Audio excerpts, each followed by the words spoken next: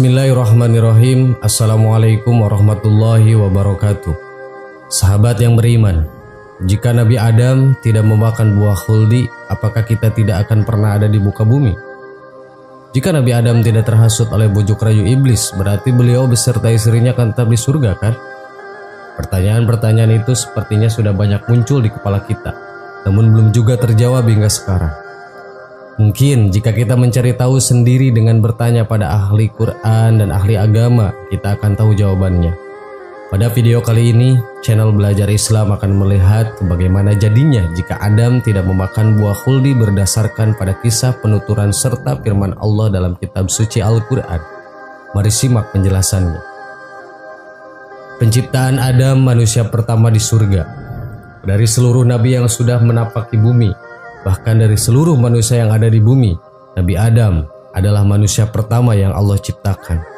Hal ini tertera pada kitab suci Al-Quran surah Al-Imran ayat 33 dan 34 yang memiliki arti sesungguhnya Allah telah memilih Adam, Nuh, keluarga Ibrahim dan keluarga Imran melebihi segala umat pada masing-masing. Sebagian satu keturunan, sebagiannya adalah keturunan dari sebagian yang lain. Allah Maha mendengar lagi Maha mengetahui. Quran surat Ali Imran ayat 33 dan 34. Adam tercipta dari tanah dan tinggal di surga. Bersamanya diciptakan pula Siti Hawa dari tulang rusuknya. Kisah dalam Al-Quran menceritakan tentang mereka yang berdosa dengan memakan buah khuldi dan kemudian keduanya turun ke bumi. Lantas, apakah jika Nabi Adam tidak memakan buah khuldi maka dia akan tetap di surga bersama Hawa? Jawabannya adalah tidak. Alasannya mengapa Adam dan Hawa diturunkan ke bumi? Seandainya Nabi Adam tidak termakan oleh godaan iblis dan memakan apa yang Allah larang, Nabi Adam dan Siti Hawa akan tetap turun ke bumi. Mengapa demikian? Hal ini sudah tertera dalam kitab suci Al-Quran, surat Al-Baqarah ayat 30. Bismillahirrahmanirrahim.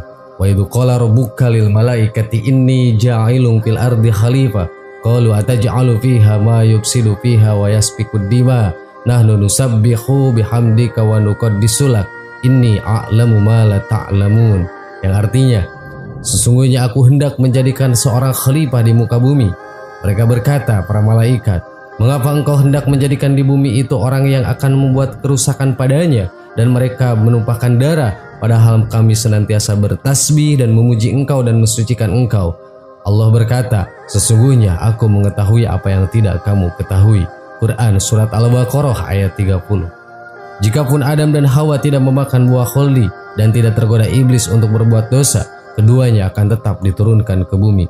Karena sejak awal tidak ada skenario di mana manusia akan tetap tinggal di surga. Allah menciptakan bumi sebagai tempat tinggal manusia sebagai pemimpin di bumi. Dari penggalan ayat itu, kita bisa menyimpulkan bahwa Nabi Adam diciptakan di surga, bukan diturunkan dari surga, karena sudah kodrat manusia tinggal di dunia. Seandainya Nabi Adam tidak memakan buah khuldi dan tidak diturunkan ke bumi, skenario yang terjadi jika Nabi Adam tidak memakan buah khuldi dan tidak diturunkan ke bumi juga tidak ada yang tahu. Sebuah prediksi mengatakan jika hal itu terjadi maka Nabi Adam tidak akan memiliki nafsu serta sifat manusia. Dengan tergodanya Nabi Adam atas hasutan iblis, Nabi Adam membuktikan bahwa dirinya adalah manusia. Dengan memiliki hawa nafsu, bisa berlaku salah dan ingin merasa dihormati. Syekh Mamduh menjelaskan bahwa manusia diciptakan dari segumpal tanah dari bawah dan di dalamnya terdapat ruh yang luhur dari atas. Barang siapa bisa menguasai ruh itu untuk mengaturnya, dia akan naik jabatan menjadi salah satu dari para malaikat. Tapi jika dia tidak bisa mengaturnya lalu tergoda oleh hawa nafsu dan hasrat, maka dia akan turun ke dasar dan memenuhi dirinya dengan sifat negatif. Itu sebabnya manusia harus mampu bangkit dari diri yang rendah ke tingkat yang lebih tinggi. Jadi seperti itulah gambaran jika Nabi Adam tidak memakan buah khuldi, gambaran yang tengah kita jalani saat ini. Dari Abu Hurairah radhiyallahu anhu yang menceritakan bahwa Rasulullah shallallahu alaihi wasallam bersabda, Musa alaihissalam pernah mendebat Adam alaihissalam. Musa berkata kepada Adam, engkau telah mengeluarkan manusia dari surga hingga membuat mereka sengsara karena kesalahanmu. Adam menjawab, wahai Musa, engkau telah dipilih Allah dengan risalah dan kalamnya. Apakah engkau mencela diriku atas suatu hal yang telah ditulis oleh Allah sebelum dia menciptakan aku, atau yang telah ditakdirkan Allah terhadap diriku sebelum dia menciptakan aku? Rasulullah bersabda, maka Adam dapat membantah argumentasi Musa. Hadis riwayat Bukhari. Sahabat yang beriman, dari kisah ini kita menjadi tahu bahwa semua yang terjadi di dunia memang sudah diatur oleh Allah yang Maha Kuasa. Dengan atau tanpa memakan buah khuldi pun, Nabi Adam dan Siti Hawa akan tetap diturunkan ke bumi sebagai khalifah dan pemimpin bumi. Wallahu alam. Wassalamualaikum warahmatullahi wabarakatuh.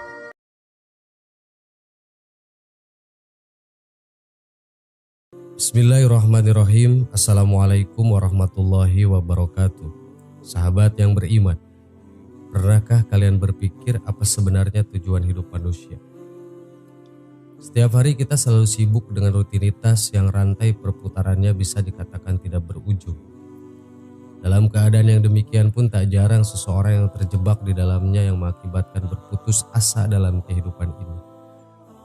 Sahabat yang beriman, ketahuilah adanya kesedihan, kesulitan hidup, kesenangan dan kebahagiaan dalam kehidupan merupakan anugerah dari Allah Subhanahu wa taala. Diciptakannya hal itu agar kita selalu senantiasa mendapatkan rahmat dari Allah. Bayangkan jika kita tidak bisa merasakan hal itu, maka kita laksana batu dan kayu, tak ada rasa dan tak ada asa, hidup pun terasa hampa. Tujuan hidup manusia hanyalah untuk beribadah kepada Allah. Tujuan hidup manusia di dunia ini hanyalah untuk mengabdikan diri kepada Allah.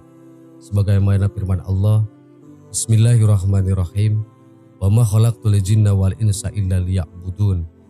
Tidaklah aku menciptakan jin dan manusia kecuali supaya mereka beribadah kepadaku. Quran Surat Az-Zariyat ayat 56.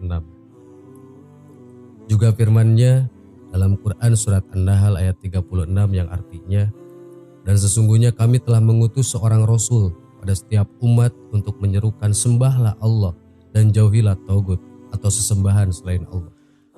Itulah tujuan hidup manusia yang pertama dan paling utama. Kita sebagai seorang hamba haruslah mengakui dan menyadari diri bahwa kehidupan ini adalah anugerah yang diberikan Allah kepada kita.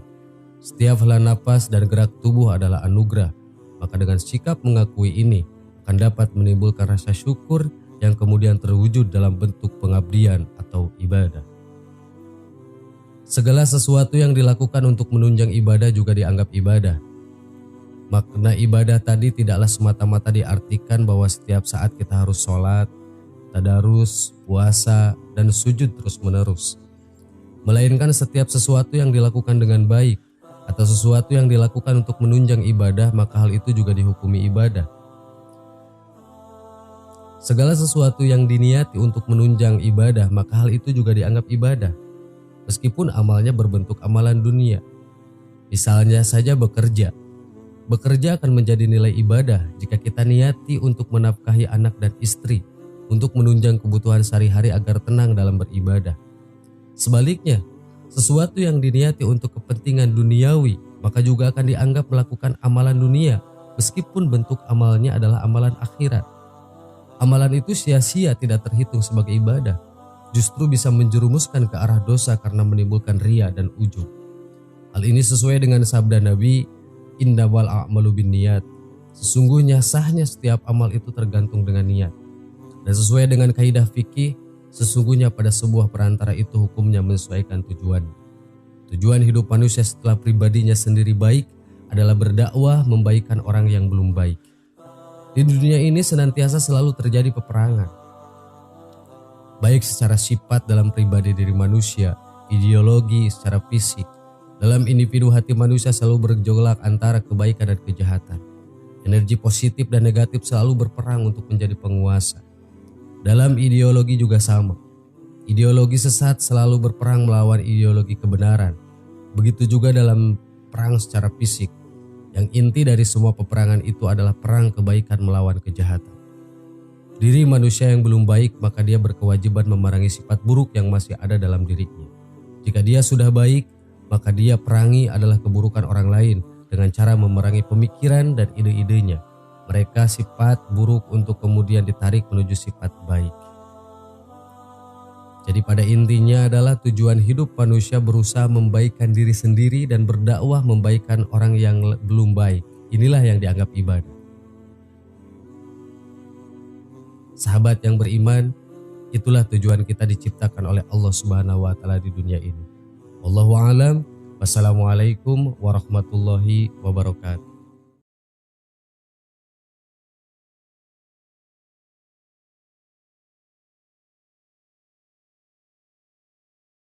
Subhanallah walhamdulillah wala